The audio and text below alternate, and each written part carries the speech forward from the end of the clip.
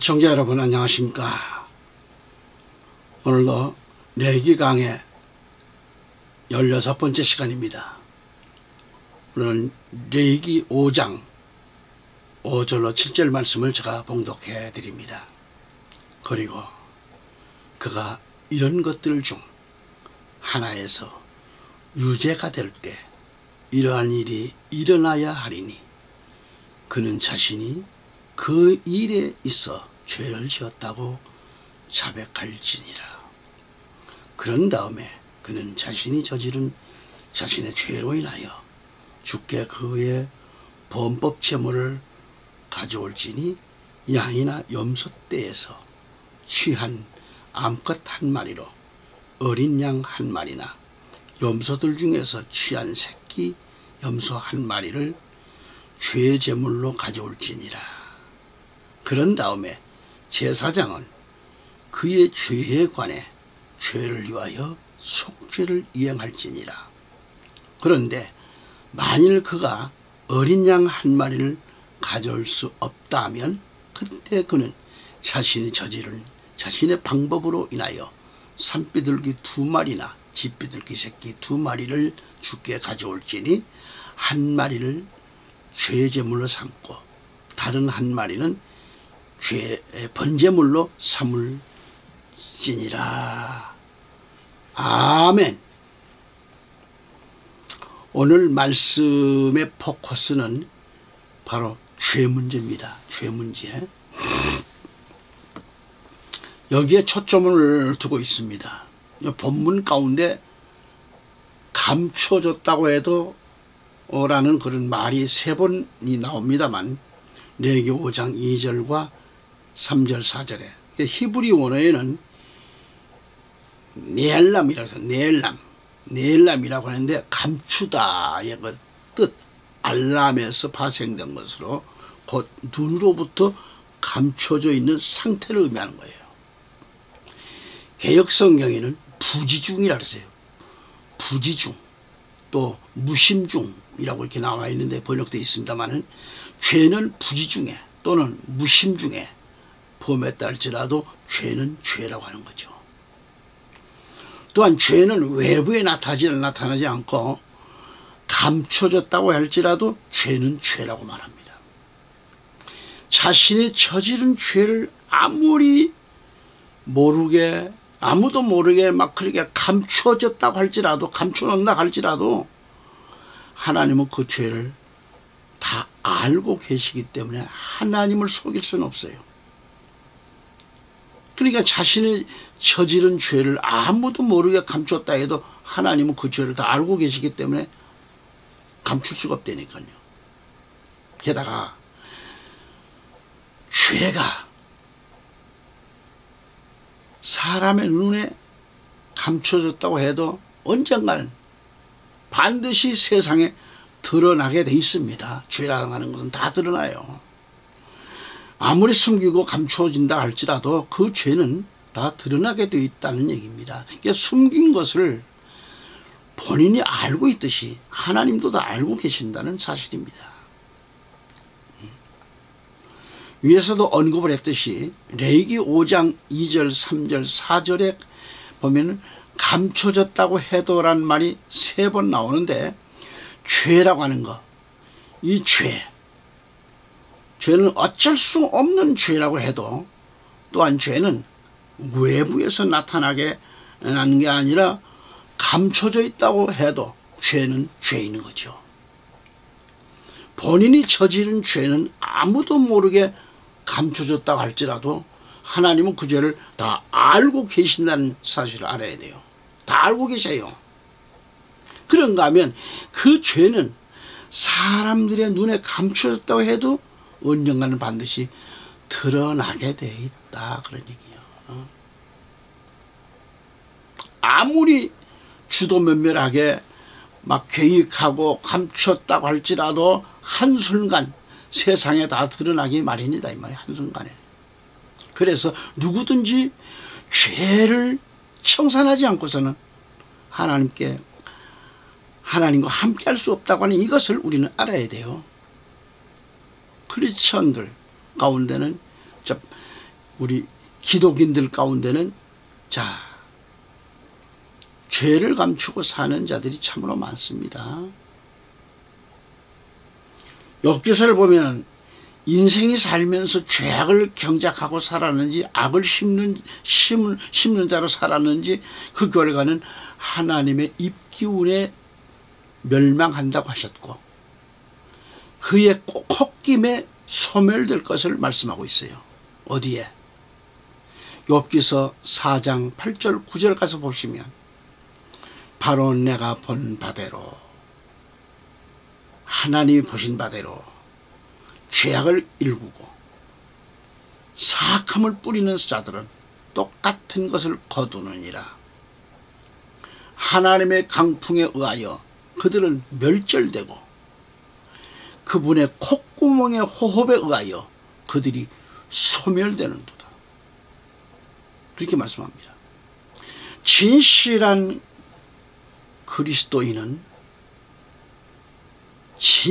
그리스도인이라면 성도라면 불의한 것들은 다 버려야 됩니다. 다 버려야 됩니다. 이렇게 말씀합니다. 죄는 감추지 말라는 다 버려야 된다는 것. 하나님은 다 알고 계십니다. 또한 자신을 다 죽여야 합니다. 십자가에 못 박아야 합니다. 갈라디아서 5장 24절 가보면 그런즉 그리스도께 속한 자들은 그 육신과 함께 욕정들과 욕망들을 어디에다가 십자가에 못 박았느냐고 했습니다. 위에서 말씀을 드렸듯이 하나님의 말씀을 거역한 자라면 하나님의 말씀대로 살지 못했다면 그 결과는 분명하잖아요. 데살로니가후서 1장 8절 9절 말씀과 보시면은 하나님을 모르는 자들과 우리 주 예수 그리스도의 복음에 순종하지 않는 자들에게 맹렬한 불 속에서 복수하시리라. 그들은 주의 임재와 그분의 권능의 영광으로부터 떠나 영원한 멸망으로 형벌을 받으리라 라고 하셨습니다.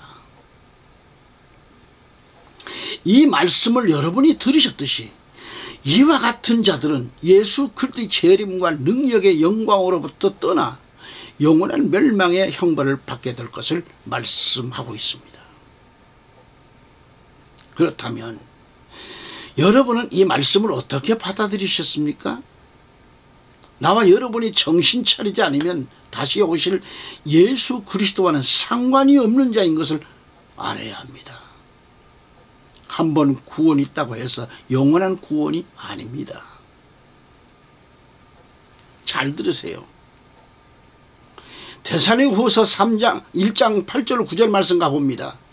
다시 보면은 하나님을 모르는 자들과 우리 주 예수 그리스도의 복음에 순종하지 않는 자들에게 맹렬한 불 속에서 복수하시리라. 그들은 주의 임재와 그분의 권능의 영광으로부터 떠나 영원한 멸망으로 형벌을 받으리라는 청천벽력과 같은 이 말씀을 어떻게 듣고 받고 계십니까?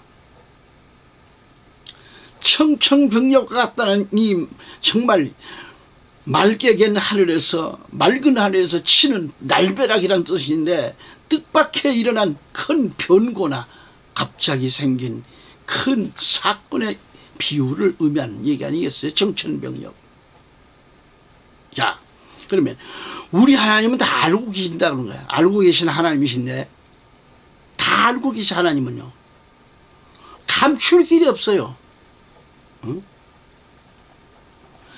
요한일서 1장 10절에 가보면 만일 우리 자신이 죄를 짓지 아니하였다 말한다면 우리는 그분을 거짓말쟁이로 만드는 것이요 그분의 말씀이 우리 안에 있지 아니하느니라 그랬습니다. 만일 우리 자신의 죄를 짓지 아니하였다고 말한다면 아니 우리가 죄를 지은 일이 없다고 말할지라도 나는 죄 없다고 꼭꼭 자신의 죄를 감춘다고 해도 하나님은 다 알고 계신다는 말씀이죠. 아무리 저지른 죄를 은폐하고 완벽하게 감춘다고 해도 하나님은 다 보고 계신다 이 말이죠. 다 알고 계신다 이 말이죠. 그래서 사도 요한은 이렇게 말합니다.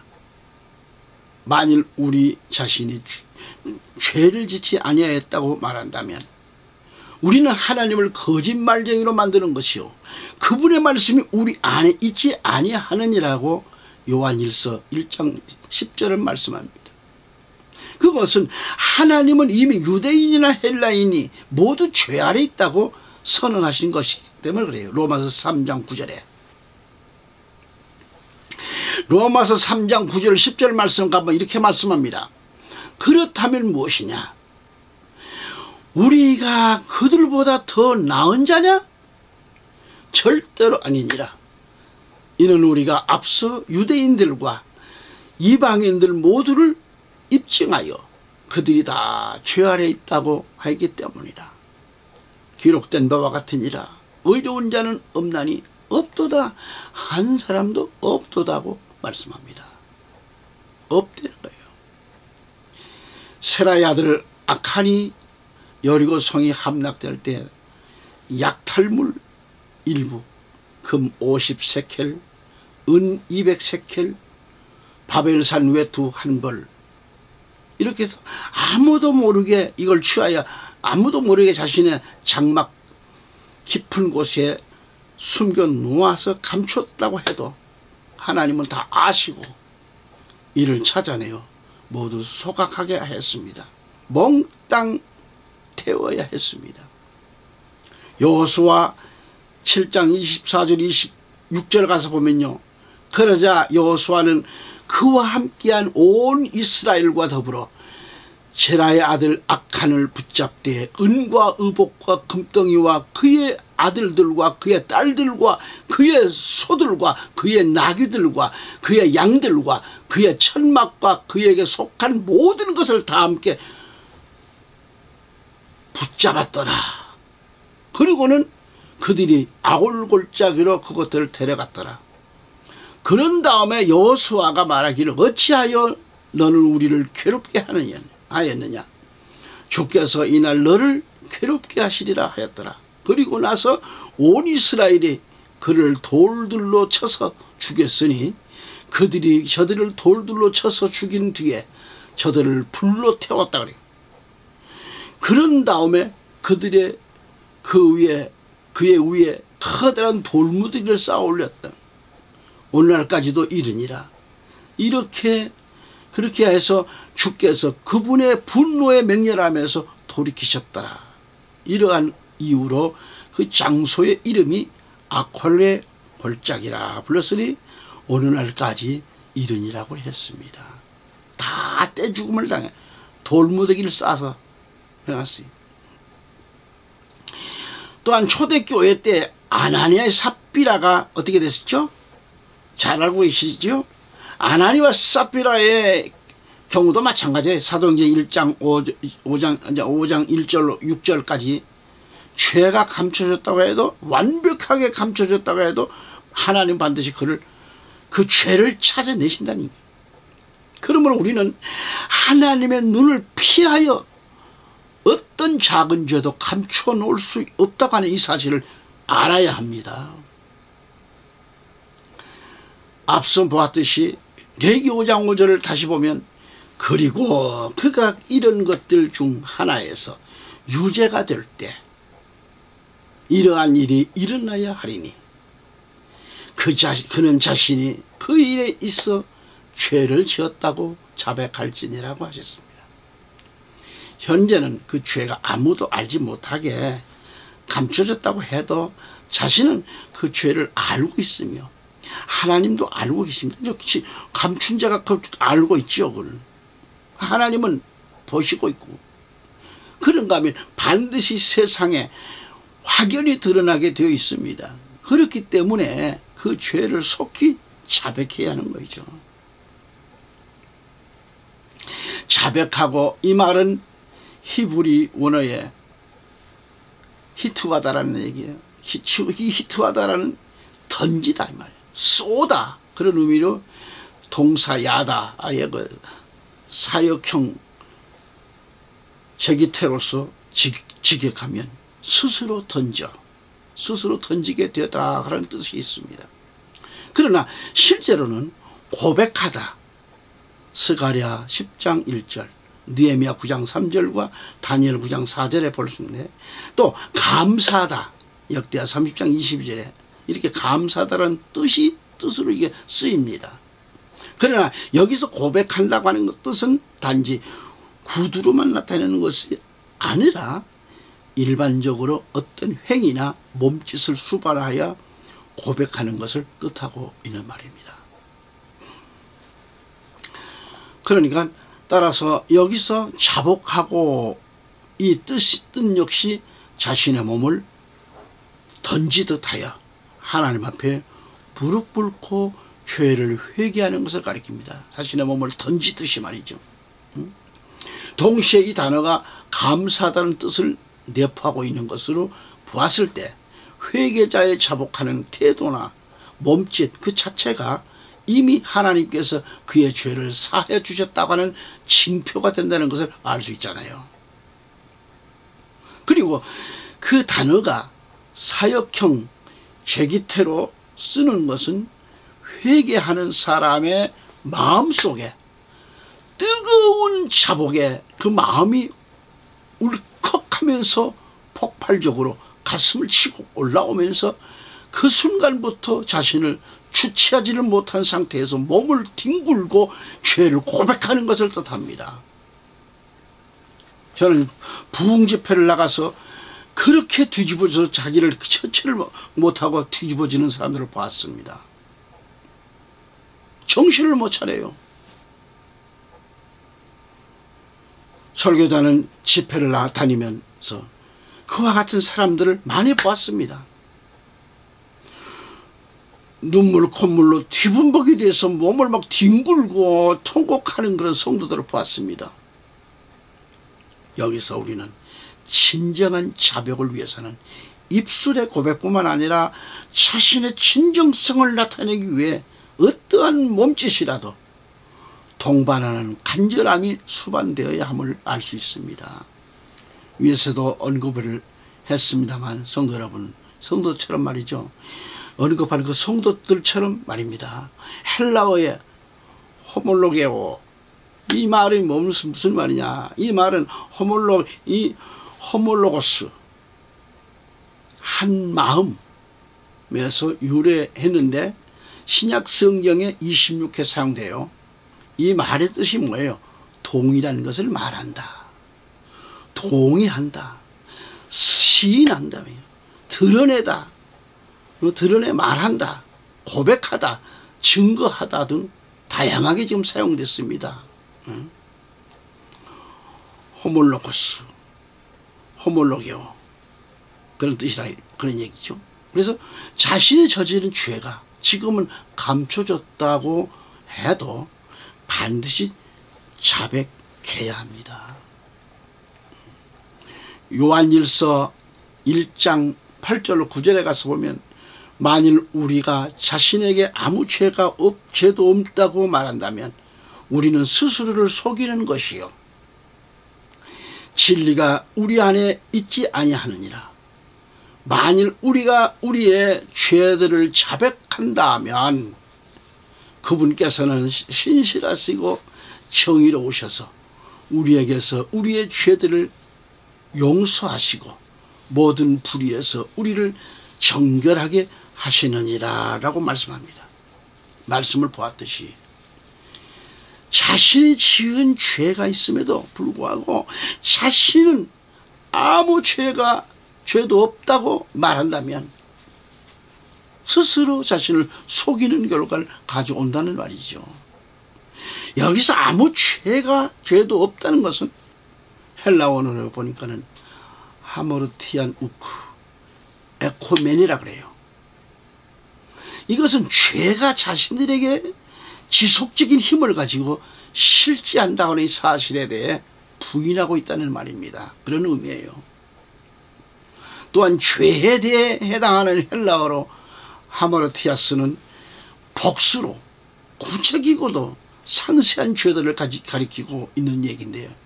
그리고 자백은 구체적으로 죄를 깊이 생각하고 뉘우치며 진실하게 고백함으로 그 죄를 버리는 것을 가리킵니다. 자, 시편 32편 1절 5절 말씀을 볼까요? 다윗의 시편 마스킬. 자신의 불법이 용서받고 자신의 죄가 가려진 자는 복되도다. 주께서 그에게 죄악을 전가하지 아니하시고 그의 영 안에 기만이 없는 사람은 복되도다. 제가 잠잠할 때 저의 뼈들이 온종일 저의 포효함으로 노쇠해졌나이다. 이는 주야로 저를 짓누르는 당신의 손이 무거웠던 기 때문이다. 저의 진액이 여름철 가움으로 바뀌었나이다. 셀라. 제가 주께 저의 죄를 인정하였으며 제가 저의 죄악을 오직 숨겨오지 아니하였나이다. 제가 말씀드리기를 저는 주께 저의 불법들을 시인하겠나이다 하였나이다. 그러자 주께서 제 죄에서 나온 죄악을 용서하셨나이다 라고 했습니다. 셀라 그랬어요. 잠언서 28장 13절에 가서 보면은 자기 죄들을 감추는 자는 번성하지 못해요. 번성하지를 못하리라. 그러나 죄들을 고백하는 자는, 죄들을 고백하고 버리는 자는 죄를 버려요. 하나님의 자비와 복을 받게 된다는 말씀. 위에서 시편 32편 1절 5절의 말씀을 보았듯이 죄과들을 용서받고 죄가 제거된 사람은 복이 있다고 말씀하잖아요. 또한 그 영에 간사함이 없는 사람이 복이 있다고 그랬고요. 내가 내 죄가를 주께 자백하리다 했더니 주께서 내 죄의 악을 용서하셨나이다 라고 하셨습니다. 아멘. 본문의 속건제를 드려야 한다는 것은 무엇을 말하는가? 속건제를 드려야 돼요. 이게 뭘까? 속건제, 속죄제, 속건제, 번제. 자, 레위기 5장 6절을 보면 그런 다음에 그는 자신이 저지른 자신의 죄로 인하여 주께 그의 범법 제물을 가져올지니 양이나 염소 떼에서 취한 암컷 한 마리로 어린 양 한 마리나 염소들 중에서 취한 새끼 염소 한 마리를 죄 제물로 가져올지니라. 대속제물로 가져오라는 거죠. 그런 다음에 제사장은 그의 죄에 관해 그를 위하여 속죄를 이행할지니라 라고 했습니다. 전가하시는 거죠. 구약의 5대 제사를 살펴보면요, 속건제는 먼저 번제가 드려진 후 드려졌음을 알 수 있어요.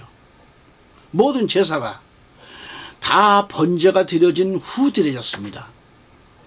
모든 제사는 곧 예수 그리스도가 인류의 죄를 대속하시기 위해 하나님 앞에 번제가 되셨습니다. 그러므로 누구든지 예수 그리스도 이름으로 구원받지 않을 자들이 아무리 다른 제사를 드린다고 할지라도 소용없는 그런 일이죠. 여기 속건제도 역시 번제 제사가 드려진 후 드려져야 합니다. 이는 구원받은 자가 드리는 제사를 가리킵니다. 속건제. 거듭 말씀드려서 성화 구원의 과정에서 드리는 제사를 가리키는 거죠. 구약의 제사는 곧 신약의 예배를 가리킵니다. 예배를 소홀히 하는 신앙에는 하나님 앞에서 칭찬도 복도 없습니다. 그래서 구약 5대 제사의 중요함을 알아야 합니다. 여기서 제단의 제물은 바로 예수 그리스도께서 우리의 제물이 되어주셨음을 알아야 하고, 그래서 우리가 제단의 제물이 되어야 한다 하는 것을 하나님의 뜻입니다. 아멘. 여러분은 교회 나가서 철저히 제단의 제물이 되십시오. 그러나 온전히 예배 드리십시오. 건성으로 드리지 마세요. 죄를 지었으면 죽고 죄를 다 자복하세요. 바울은 에베소 5장 2절에서 그리스도께서도 우리를 사랑하신 것 같이 또 우리를 위하여 자신을 감미로운 향기를 내는 제물이자 희생제물로 하나님께 드리신 것 같이 사랑 안에서 살아가라 하셨고, 로마서 12장 1절에는 뭐라고 했을까요? 잘 아시죠? 그러므로 형제들아, 내가 하나님의 자비들로 인하여 너희에게 간청하노니 너희는 너희의 몸을 거룩하고 하나님께서 기꺼이 받으실 만한 살아있는 희생제물로 드리라. 이것이 너희의 합당한 섬김이라고 말씀합니다. 아멘. 예배란 뭐예요? 예배란 하나님의 양들인 성도들을 위하여 하나님 앞에 희생제물이 되어주시는 예수 그리스도, 이처럼 우리들도 하나님 제단의 희생제물이 되라는 말씀이죠. 그래서 하나님 성전인 제단에서 희생제물이 되라는 뜻입니다. 죄제물과 희생제물은 모두 죄를 속하기 위하여 드려지는, 자원하여 드려지는 그런 제사가 아니라 의무로 드려진 제사입니다. 의무로. 죄가 감춰졌다고 해도 죄의 대가는 반드시 받게 되어 있습니다. 그래서 희생제물, 즉 속건제를 드리고 죄에서 용서를 받아야 한다, 그런 말씀이죠. 용서받지 못한 영혼은 하나님 나라를 갈 수가 없습니다. 오늘 본문의 희생제물은 바로 속건제를 가리킵니다. 희생제물. 또 이것은 증인을 거부한 경우, 또 불결한 것에 접촉한 경우, 또 경솔하게 맹세한 경우 등 이 세 가지 경우의 죄가 감춰졌다고 해도 희생제물, 바로 이 속건제를 드려야 돼요. 이와 같은 죄는 경솔하거나 태만해져서 자신도 모르게 무심결에 범한 죄이기 때문에 구별되어야 합니다. 고의적인 범죄와는 구별되었습니다. 그래서 희생제임에도 불구하고 죄제물이라고 가리키는 겁니다.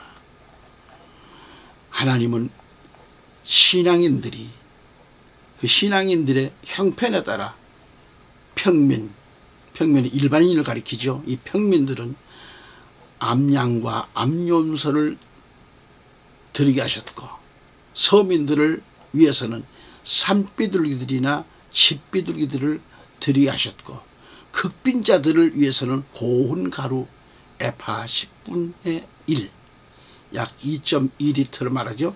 이로써 드리게 하셨는데, 이것은 죄과는 빈부귀천을 막론하고 누구든지 공정하게 지불해야 한다는 그런 교훈인 동시에 재물 없는 속죄는 성립되지 않는다고 하는 이 진리를 여기서 우리에게 보여주신 겁니다. 아멘. 레위기 5장 7절을 보면 만일 그가 어린 양 한 마리를 가져올 수 없다면 그때 그는 자신이 저지른 자신의 범법으로 인하여 산비둘기 2마리나 집비둘기 새끼 2마리를 주께 가져올지니 한 마리를 죄제물로 삼고 다른 한 마리는 번제물로 삼을지니라고 하셨어요. 여기서 형편이 어려운 자들을 위해서 산비둘기 2마리나 어린 집비둘기 2마리를 하나님께 드릴 것을 허락하셨습니다. 여기 비둘기 제물은 이스라엘 백성이면 누구나 다 손쉽게 구할 수 있는 제물이라는 얘기죠. 이처럼 가난한 자들에 대한 하나님의 배려가 우리에게 가르치는 교훈은 뭐예요? 첫째로 죄의 제물은 의무제로서 빈부귀천 없이 누구나 손쉽게 제물을 구할 수 있기 때문이고, 그래서 이를 행함으로 반드시 자신의 죄와 허물을 사함받아야 한다는 것을 이렇게 지금 말씀하고 있는 겁니다. 둘째로 죄 제물에 있어서 중요한 게 뭐냐? 제물의 종류가 가치가 아니라 자신의 허물을 깨닫는 마음과 그 허물을 그와 더불어 마음과 허물을 깨닫는 그런 마음과 더불어 희생제물에 피를 드리는 데 있음을 가르쳐주고 있는 거죠. 그리고 드려진 제물 중 하나는 죄제물을 삼고 하나는 번제물을 삼게 됐는데 우선 비둘기 한 마리로 죄사함을 위한 제물이 드려졌습니다. 또 다른 한 마리로는 번제물로 드려졌다 이거죠. 예. 이처럼 하나님을 향한 감사와 헌신의 상징인 번제가 죄제물 다음으로 드려진 이유가 뭐냐? 죄제물을 통해 죄사함 받아서 하나님과의 정상적인 관계가 회복되지 않고는 다른 어떤 제사도 연락할 수 없었다고 하는 것을 가르치고 있는 겁니다. 결국 이것은 죄사함이 하나님을 향한 헌신의 전제 요건이고요. 나아가서 죄사함을 받은 자는 헌신의 단계로까지 나아가야 한다는 것을 깨닫게 하는 그런 말씀이 됩니다. 오늘 여기서 말씀을 드립니다. 다음 시간 또 뵙기를 원합니다. 감사합니다.